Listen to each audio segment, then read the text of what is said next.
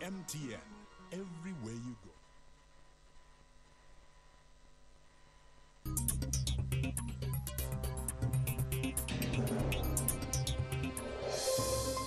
Lutte contre les rackets en Côte d'Ivoire. Le ministère de l'Intérieur et de la Sécurité forme 75 agents des forces de l'ordre.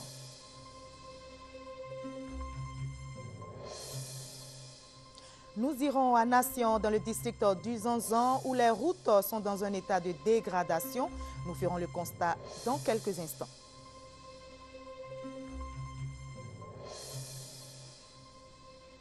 Au sommaire également de cette édition, l'ouverture du marché de gros d'Adjamé. Quelle est la capacité d'accueil? Réponse tout à l'heure. Bonjour à tous, merci de choisir la RTI 1 pour vous informer. Dans l'actualité ce lundi, la réunion des chefs d'État des pays membres du Conseil de l'Entente à Niamey au Niger. Le président de la République, Alassane Ouattara, a donc quitté Abidjan aujourd'hui pour prendre part à cette rencontre. À l'ordre du jour, plusieurs points, notamment la signature d'un accord avec l'Organisation internationale de la francophonie. Les chefs d'État ont un objectif commun, faire en sorte que le Conseil de l'Entente redevienne un espace de stabilité politique, de fraternité et de solidarité. Nous y reviendrons dans nos prochaines éditions. Hier matin, un poste de contrôle des forces républicaines de Côte d'Ivoire à l'entrée de la ville d'Agboville a été attaqué par des individus non identifiés. Bilan, au moins 2 morts et des blessés. Le calme est revenu et les FRC, qui ont reçu des renforts, effectuent des opérations de ratissage. La lutte contre les rackets se renforce. Le ministère de l'Intérieur et de la Sécurité a entrepris de former 75 agents des forces de l'ordre. On en parle avec Abou Sanogo. Le présent atelier vise à attirer l'attention des participants sur les conséquences sociopolitiques et économiques du racket et à les sensibiliser sur les sanctions prévues par les tests en vigueur et surtout à les outiller pour servir d'agents de relais dans la lutte contre le racket dans les différentes localités. Pendant 5 jours, la chaîne du grand commandement de toutes les forces de sécurité et de défense ainsi que des responsables de syndicats et de la société civile ont pu s'imprégner de l'ampleur du racket et de ses conséquences. Le racket constitue une entrave à la liberté de circuler et une violation de l'éthique professionnelle. Les participants s'engagent désormais à servir de points focaux à l'unité de lutte contre le racket en sensibilisant davantage le personnel sous leur commandement et en réprimant au sein des différentes unités tout acte de racket afin de permettre la mise en œuvre effective du plan national de développement PND. Stop à la fraude fiscale et à la contrefaçon sans frontières en Côte d'Ivoire. C'est le combat de l'ONG Stop, basé en Côte d'Ivoire. L'ONG vient de former 500 jeunes. Ces derniers seront chargés d'escorter les véhicules de transport individuel et de marchandises sur toutes les lignes nationales et inter-États. Francis Boifo, Justine Seiguiké. Ce sont les éléments de l'unité de surveillance et d'escorte routière USER. Vous les verrez en janvier 2013 dans les gares, sur les lignes nationales et inter-États de transport routier. Ils ont été formés par l'ONG Stop, la fraude fiscale et la contrefaçon sans frontières en Côte d'Ivoire. Leur mission, lutter contre le racket avant et pendant les convois de marchandises par les véhicules de transport en commun et de transport individuel. Avant de quitter d'abord la gare, ces jeunes gens vérifient d'abord la conformité de toutes les pièces des véhicules dont il est à charge de convoyer. Et en même temps, les pièces de véhicules, mais le permis du chauffeur doit être en règle. Et aussi, il doit s'assurer que les passagers qui sont dans le véhicule ont aussi au moins une pièce d'identité dont on peut les identifier très facilement. Le projet de lutte contre le racket bénéficie du soutien de la Coordination nationale des gares routières et du tribunal militaire d'Abidjan. Le commissaire du gouvernement Ange Kessi était représenté à cette cérémonie par Kone Idrissa. Il a invité les agents de l'USER à tout mettre en œuvre pour faire barrière aux éléments des forces de l'ordre qui ternissent l'image de leur corporation et freinent l'expansion de l'économie ivoirienne. Et selon l'enquête diligentée par la Banque mondiale en collaboration avec le gouvernement ivoirien, sur la période de janvier à novembre 2012, le racket et les tracasseries routières ont fait perdre à l'État la somme de 350 milliards de francs CFA.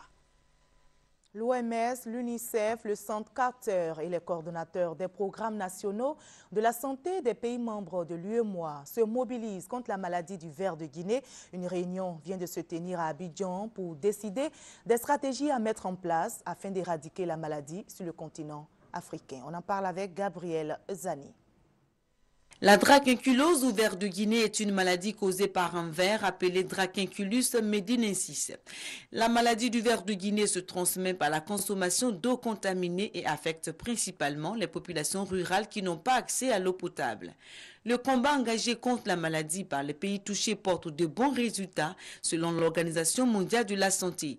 La réunion d'Abidjan initiée par l'OMS vise à faire le bilan des actions menées dans les pays touchés par la maladie. En Côte d'Ivoire, le dernier cas de ver de Guinée a été notifié en 2006. Depuis cette date, aucun autre cas n'a été signalé et cela grâce aux efforts conjugués du gouvernement ivoirien, de l'Organisation mondiale de la santé et des ONG. Je voudrais rappeler ici quelques contributions de l'OMS à la mise en œuvre du programme national d'éradication de la Côte d'Ivoire, à savoir la contribution au financement des activités de la phase de pré-certification, l'appui en équipement et en matériel de bureau pour le fonctionnement de la direction de coordination du programme national, la contribution à la réalisation des missions conjointes du programme national d'éradication du ver de Guinée avec le programme élargi de vaccination lors des 4 passages des journées nationales de vaccination contre la poliomyélite au cours de l'année 2012. Même si aucun cas n'a été détecté depuis 2006, l'État compte maintenir son niveau de surveillance. Il a instauré une prime pour toute déclaration de cas de ver de Guinée. Tout cas de ver de Guinée découvert actuellement donne droit à 50 000 francs pour celui qui découvre le cas, 50 000 francs pour le malade et on le prend en charge, et puis 50 000 francs à l'agent qui le soigne. Donc nous avons créé ce prix pour amener nos populations à rechercher. Si la Côte d'Ivoire est en phase de pré-certification au Tchad, les efforts de surveillance doivent être intensifiés. Des cas de ver de Guinée y ont été détectés alors que le pays n'en avait pas notifié pendant plusieurs années. C'est en ce sens qu'un suivi des actions entreprises par les pays est coordonné par l'OMS. Objectif, 0 ver de Guinée en Afrique en 2013. Cet exploit ne sera pas facile. Le ver de Guinée ne craint ni les vaccins ni les traitements médicaux. L'arme principale de la campagne d'éradication reste l'éducation et l'information des populations. Le ministre de la Poste, des Technologies et de la Communication a échangé avec des hommes d'affaires chinois au cœur de la rencontre. L'informatisation des établissements primaires, secondaires et supérieurs et l'utilisation des TIC par les familles. Francis Boifo, Patricia Omouetia. Favoriser l'accès aux nouvelles technologies de l'information et de la communication TIC à 500 000 familles ivoiriennes d'ici à 2015. C'est l'ambition du ministre de la Poste et des TIC, Bruno Nabagné-Koné. Pour y arriver, le ministre envisage les mesures suivantes. Ça va se faire en baissant le prix du matériel. Ça va se faire en facilitant le financement de l'équipement, puisqu'il y a un volet financement qui est important. Nous négocions avec les banques dans ce sens. Et ça va se faire également en négociant avec les fournisseurs d'accès Internet. Les échanges entre Bruno Nabagné-Koné et les hommes d'affaires chinois ont porté sur l'introduction des TIC dans le système scolaire ivoirien. Sur le sujet, les opérateurs économiques chinois ont dit vouloir signer des partenariats avec l'État. Ils ont annoncé un don symbolique de 400 ordinateurs à 10 établissements scolaires publics. Le ministre de la Poste et des TIC a salué ce geste des hommes d'affaires chinois avant de les inviter à échanger les jours à venir sur les possibilités d'un partenariat avec l'État.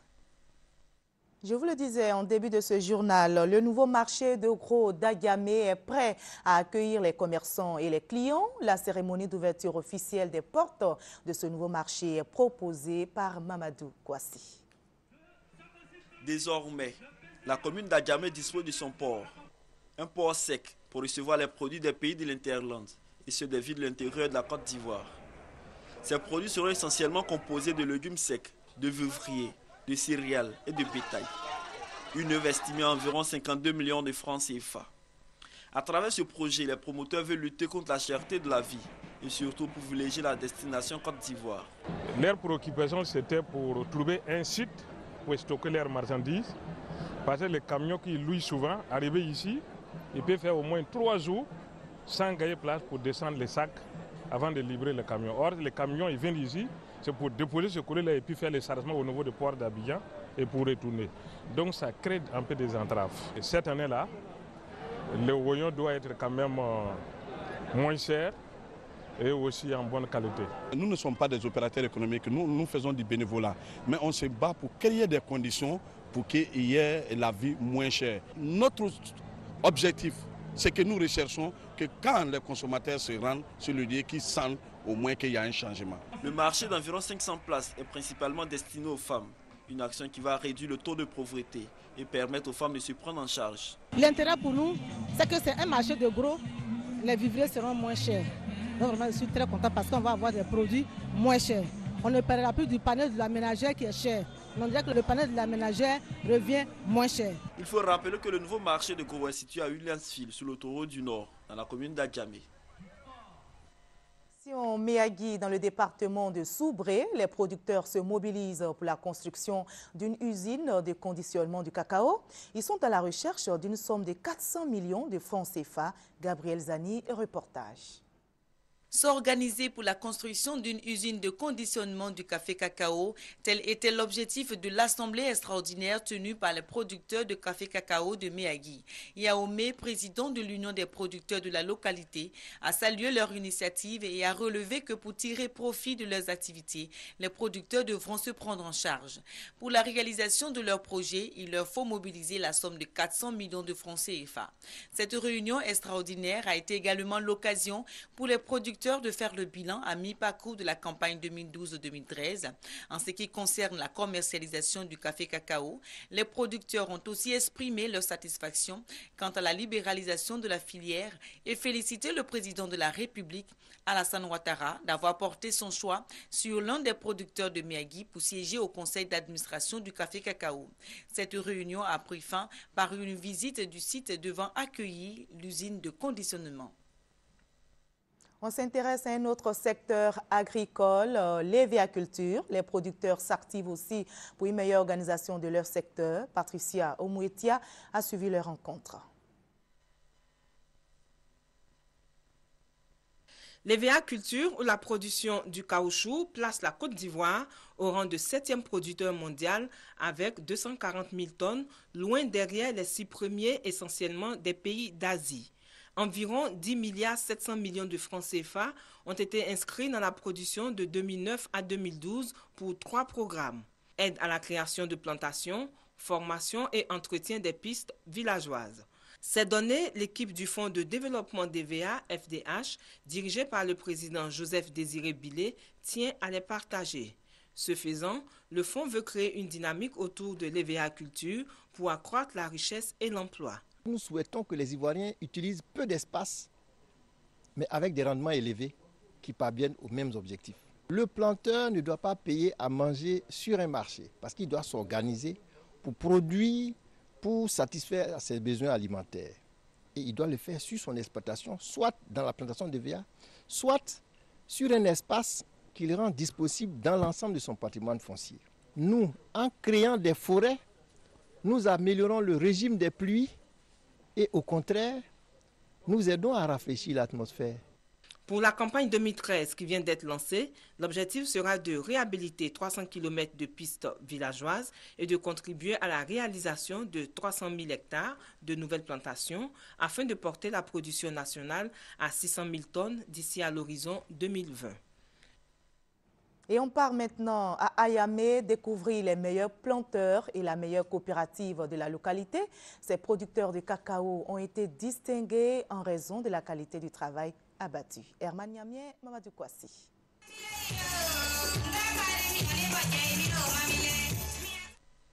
C'est la place Nana Abid, la sous-préfecture de Bianois, dans le département d'Aboisseau, qui a abrité la cérémonie de récompense des meilleurs planteurs de la coopérative Kouabia. Ces planteurs ont fait de la production de cacao de qualité leur cheval de bataille.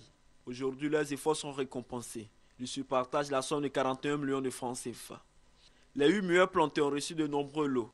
Quant à la coopérative Kouabia, elle était également récompensée par ses partenaires pour ses performances sans cesse croissantes. La coopérative a obtenu les certifications Fairtrade, commerce équitable et UTZ en tant que producteur de cacao répondant aux normes requises. Au titre d'un produit certifié, Fairtrade, nous avons reçu une prime de 22 450 000 francs. Au titre d'un produit certifié août, ce sont au total 82 800 000 francs de primes. Au titre des actions sociales déjà menées, le président de la Coabia, Malam Blendou, envisage la construction d'écoles, de logements pour les enseignants, de centres de santé et d'une microfinance pour soulager la population. La Coabia, depuis sa création, a commercialisé environ 5 millions de tonnes de cacao pour un chiffre d'affaires de plus de 4 milliards de francs CFA. Outre cette performance, Mme Bledou dénonce la variation des prix à la baisse qui a occasionné des fuites du cacao vers le Ghana voisin pour la campagne 2012. Eugène Atoubé nous conduit maintenant à Nation, dans le district du Zanzan. Mais attention, ce ne sera pas facile. Les routes sont dans un état de dégradation avancée.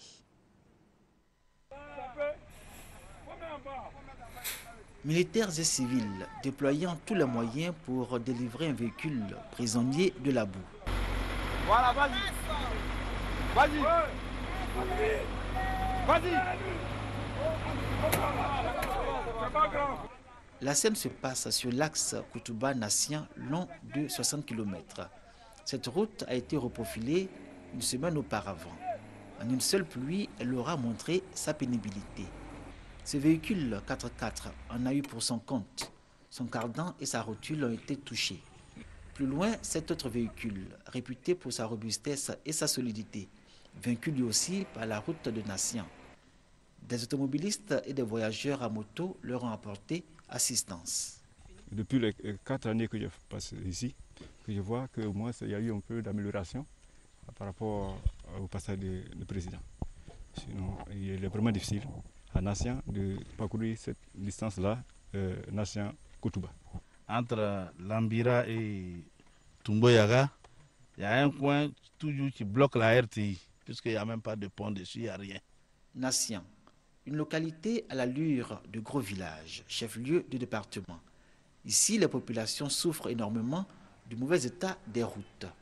Dans cette partie de la région du Gontougo, rallier Nassien partie de sous-préfecture et village est un calvaire. Toutes les routes d'accès sont des épreuves difficiles. Conséquence, certains villages sont enclavés et les produits de l'agriculture ne peuvent être évacués aux différents lieux de commercialisation. Du coup, les producteurs d'anacarde et d'igname, principale culture de cette région, ont du mal à tirer un meilleur bénéfice de leur dur labeur. La route est le principal obstacle au développement des nations et au progrès de ces populations. La route n'est pas aussi longue que ça, mais vraiment il y a des flaques d'eau, il y a des coins marécageux. Bon, ça nécessite à mettre au moins des ponts, mais il n'y a pas de pont. Donc vraiment c'est difficile à l'accès, c'est difficile. C'est une préfecture, on souhaite que cette route soit bitumée. Chaque fois qu'il est dans le Zanzan, il passe toujours à Nassien. Monsieur le Président de la République nous a donné des solutions à tous nos problèmes. La question du désenclavement de Nassien a été évoquée le jour du meeting du Président de la République lors de sa visite à Nassien. Il a promis d'y apporter une solution.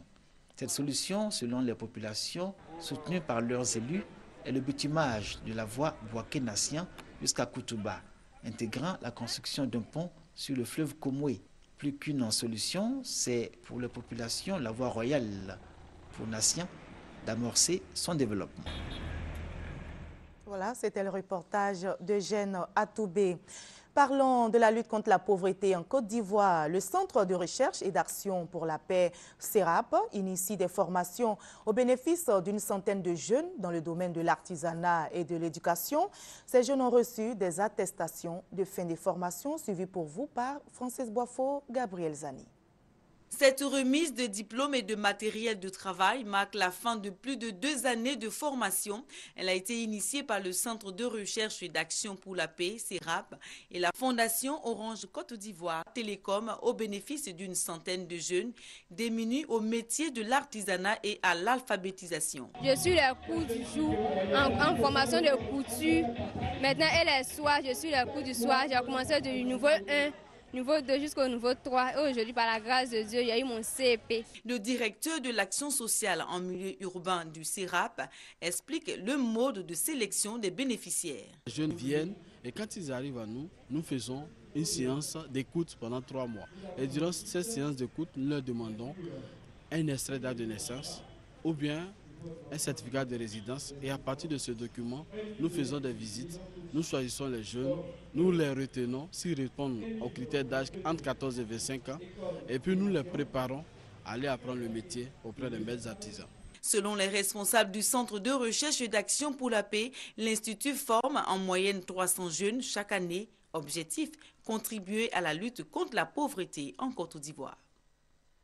Quelle politique d'insertion socio-économique des personnes handicapées en Côte d'Ivoire? Cette question préoccupe en tout cas le ministère de l'Emploi, des Affaires sociales et de la formation professionnelle.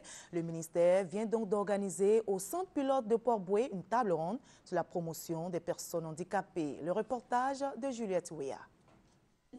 Porter un regard nouveau sur les personnes handicapées, c'est l'objectif de la table ronde organisée par le ministère de l'Emploi, des Affaires sociales et de la formation professionnelle. Plusieurs interrogations au centre de la rencontre. Comment annoncer le handicap d'un enfant aux parents? Quelle prise en charge médicale pour la personne handicapée? Quelle insertion éducative et socio-professionnelle pour la personne handicapée? Sur ces questions, le ministère de l'Emploi, des Affaires sociales et de la formation professionnelle précise que depuis 1997, des actions sont menées en faveur du recrutement dérogatoire des personnes handicapées. À partir de cette année, le ministère est en train d'élaborer un document de stratégie pour la promotion des personnes handicapées. Et ce document, lorsqu'il sera adopté, sera suivi d'un plan de développement pour les personnes handicapées. Des fauteuils et autres dons ont été remis aux personnes handicapées et pour montrer leur savoir-faire, les travaux du Centre social de Trècheville et de l'Institut national ivoirien pour la promotion des aveugles de Yopougon ont été exposés. Le projet budget familial et amélioration du cadre de vie est un projet qui vise à former les salariés sur la bonne gestion de leur salaire et à les préparer pour une retraite efficiente. Il vient d'être dévoilé au public. C'est une initiative du président du Conseil économique et social, Marcel Zadikessi. Le reportage d'Emmanuel Niamie est commenté par Evelyne Debazégoa. Ils sont heureux. Les bénéficiaires de la formation sur le budget familial et cadre de vie en milieu professionnel. 6 mois durant, ces salariés du service public ont été formés sur la bonne gestion de leur salaire et la préparation de la retraite. Certains n'arrivent pas à boucler leur fin de mois. Certains sont obligés de s'endetter et même à hypothéquer leur carte bancaire aux mains de ce qu'on appelle couramment les magouillards, les usuriers. Et c'est dramatique pour un père de famille d'hypothéquer autant son revenu aux mains de personnes étrangères. L'initiateur de ce projet est Marcel Zadikessi, président du Conseil économique et social. Pour lui, il faut étendre le projet à toutes les entreprises. Ce que je souhaite, c'est que toutes les entreprises fassent la même chose. J'ai eu l'honneur de rencontrer le président du patronat hier. Je crois qu'il est aussi engagé. Et nous allons nous rapprocher pour pouvoir travailler pour que ça devienne une habitude, une réalité. Les 41 agents formés au cours de la phase pilote du projet budget familial et cadre de vie vont relayer l'information auprès de leurs collègues, amis et parents. Direction Agboville, où vient de se tenir une rencontre sur la promotion du genre, suivie pour vous par Fatou Fofana. Au sortir de l'atelier, il a été décidé la mise en place d'un pool de formateurs et formatrices sur lequel devra s'appuyer le ministère de la Solidarité, de la Famille, de la Femme et de l'Enfant pour ses actions futures, notamment une caravane de formation en genre et développement dans plusieurs régions administratives du pays. Selon Doumbia Yacouba, sous-directeur de la coopération à la direction de l'égalité et de la promotion du genre, la formation des formateurs a pris en compte les principes et engagements nécessaires pour une meilleure conduite des actions sur le terrain. Doumbia Yacouba a fait allusion à la disponibilité du formateur et à sa capacité d'avoir une vision d'une société équitable sur les deux sexes et éviter les propos sexistes. À cet effet, Tano Florence du ministère de l'Emploi, des Affaires sociales et de la formation professionnelle a salué la mise en place de ce pool de formateurs qui va conduire au respect des outils nationaux et internationaux. Dans le souci de mieux cerner la lutte contre les inégalités sociales, culturelles, politiques et économiques entre les femmes et les hommes, le gouvernement ivoirien a décidé de se doter d'un document de politique nationale sur l'égalité des chances, l'équité et le genre afin de prendre en compte la dimension genre dans les politiques, plans et programmes de développement. Le nouveau secrétaire régional du MIDD, Mouvement des instituteurs pour la défense de leurs droits en bateau, a été installé. Le sous-préfet et plusieurs personnalités du département lui ont exprimé leur soutien. Thérèse Tapeyoboué, commentaire. Plus de 1000 instituteurs venus des départements d'Ara, de Bongouanou et de Mbato ont pris part à l'installation officielle du secrétaire régional du MIDD, Mouvement des instituteurs pour la défense de leurs droits. Une occasion choisie par le directeur régional de l'éducation nationale pour suggérer que le MIDD ne se constitue pas un mouvement de revendication, mais plutôt une puissante arme pour permettre aux instituteurs d'accomplir leur mission d'éducateurs du préscolaire et du primaire dans de meilleures conditions de travail.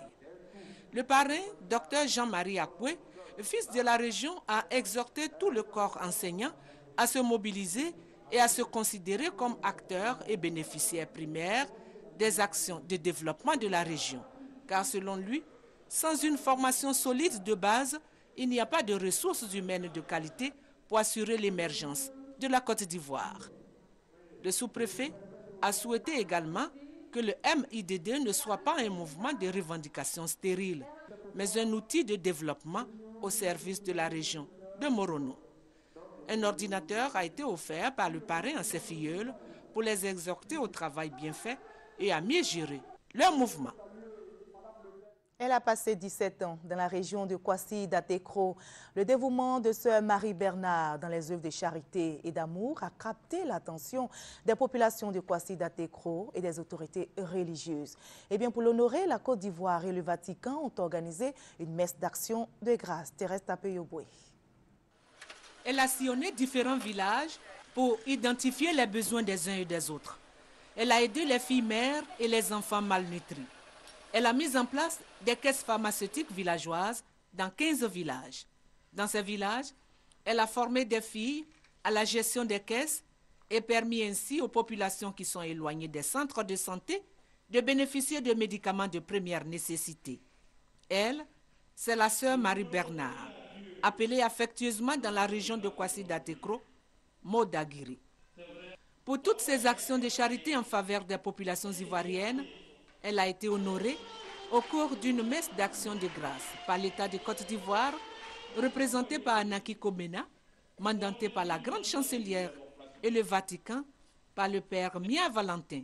Je suis très émue parce que je ne m'attendais pas à tout ça. On m'a dit qu'il y avait une cérémonie le 24 à Kwasi-Datekro, une le 25 à Djoro, mais on ne m'a rien dit. Tout ce qui s'est passé aujourd'hui, ça a été la plus grande des surprises et je suis très émue. Au total, sœur Marie Bernard aura passé 17 ans dans le Bini après avoir vécu au Niger et au Burkina Faso. Elle quitte la Côte d'Ivoire. Pour Anaki Komena, le départ de la sœur Marie Bernard est une grande perte pour Kwasi-Datekro. Nous avons en elle, à peu de choses près, une mère Teresa ivoirienne. Elle a fait des choses qu'on ne peut pas énumérer ici. Quant au curé de la paroisse de Kwasi-Datekro, il a invité les chrétiens et les prêtres à être des témoins de l'évangile du Christ jusqu'au bout, en tendant la main à ceux qui souffrent et qui ont besoin d'assistance, à l'exemple de la sœur Marie Bernard. Hors de la Côte d'Ivoire, au Mali, la nouvelle équipe gouvernementale a été constituée samedi. L'équipe du nouveau Premier ministre Diango Sissoko compte 30 ministres, soit 2 de moins que le précédent gouvernement de Modibo Diarra, datant du 20 août 2012. Au nombre des priorités de la nouvelle équipe gouvernementale, la stabilisation du pays. Allez, on part maintenant pour le reste de l'actualité en Afrique, au pas de course cette fois-ci. Commençons au Nigeria avec ce crash. Un hélicoptère de l'armée nigériane s'est écrasé samedi au sud du pays, faisant 6 morts, dont le gouverneur de l'état de Kaduna. Patrick Ibrahim Yakova se rendait à Port Harcourt accompagné d'un ancien conseiller pour la sécurité, de 2 assistants et de 2 officiers de marine. Le président Goodluck Jonathan a ordonné l'ouverture d'une enquête sur les causes de cet accident. En attendant, pour éviter les troubles dans un état meurtri par la violence du groupe islamiste Boko Haram, des véhicules blindés ont été déployés à Kaduna.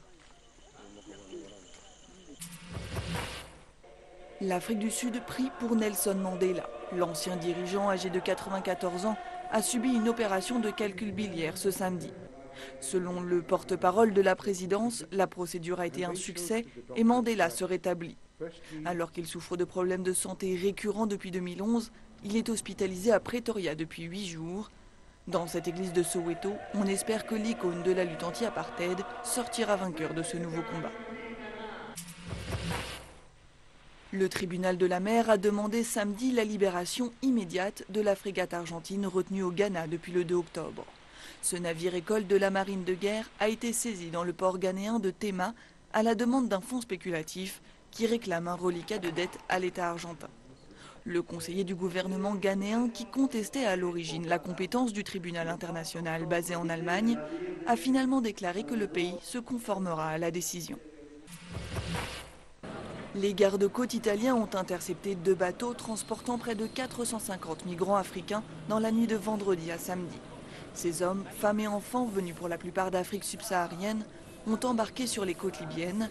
Ils ont accosté sur la petite île italienne de Lampedusa, qui a déjà accueilli plusieurs dizaines de milliers de migrants venus du continent africain depuis le début du printemps arabe.